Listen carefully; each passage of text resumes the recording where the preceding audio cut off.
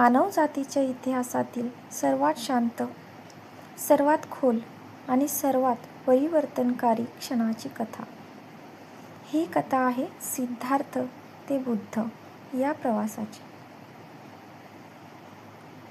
जिथे राजपुत्राने सर्व सोडलं, तपस्येने स्वतःला झिजवलं आणि अखेरीस सत्य शोधून काढलं. राजपुत्र सिद्धार्थ. कपिलवस्तू नगरीत राजा शुद्धोधनाचा पुत्र सिद्धार्थ गौतम हा सुखात वाढत होता. राजवाडा, वैभव, संगीत, सेवक. पण तरीही त्याच्या मनात एक प्रश्न सतत उठायचा. सगळं असूनही मन अस्वस्थ का आहे? 4 दृश्यांनी, वृद्ध, आजारी, मृत, संन्यासी, त्याचं आयुष्य बदलून टाकलं या 4 दृश्यांनी. महान त्याग. एक शांत रात्र. पत्नी यशोधरा, लहान राहुल बाळ. सिद्धार्थ शेवटचा कटाक्ष टाकतो. डोळ्यात पाणी, पण मन ठाम. जोपर्यंत दुःखाचं मूळ सापडत नाही तोपर्यंत मी परत येणार नाही. तो बनतो संन्यासी सिद्धार्थ. कठोर तपस्या.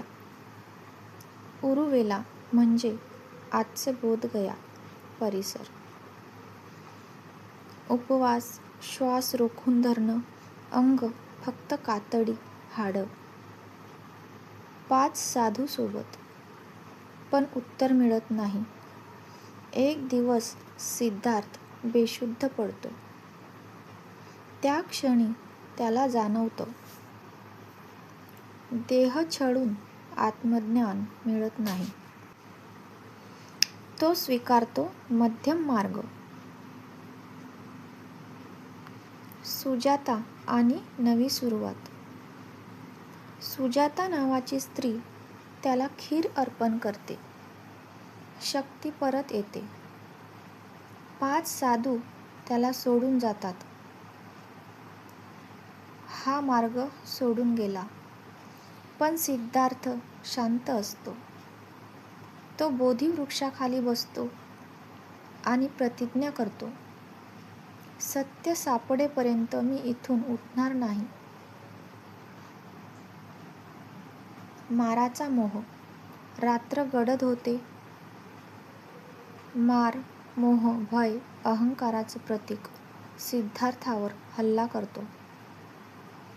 भीती दाखवतो. सुंदर अप्सरा दाखवतो. शंका निर्माण करतो. पण सिद्धार्थ हलत नाही. तो पृथ्वीला साक्ष ठेवतो. पृथ्वी कंपित होते. मार पराभूत होतो. बुद्धत्व प्राप्ती. पहाट होते. शुक्रतारा मावळतो. त्या क्षणी सिद्धार्थाला स्पष्ट दिसतं, दुःखाचं कारण इच्छा, दुःखाची समाप्ती निरोध, मार्ग अष्टांगिक मार्ग. त्या क्षणी सिद्धार्थ गौतम बनतो. भगवान बुद्ध. बुद्ध विचार करतात, हे सत्य फार सूक्ष्म आहे. लोक समजून घेतील का? ते मौनात राहतात. पण ब्रह्मदेव विनंती करतो, जगाला मार्ग दाखवा. बुद्ध करुणेने मान डोलावतात.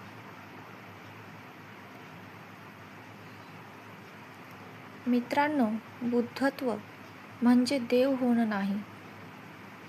बुद्धत्व म्हणजे जागरूक होणं, सत्य स्वीकारणं, दुःख समजून घेणं आणि करुणा जगणं. आजही आपण थांबलो, मन शांत केलं तर बुद्ध आपल्यातच सापडेल.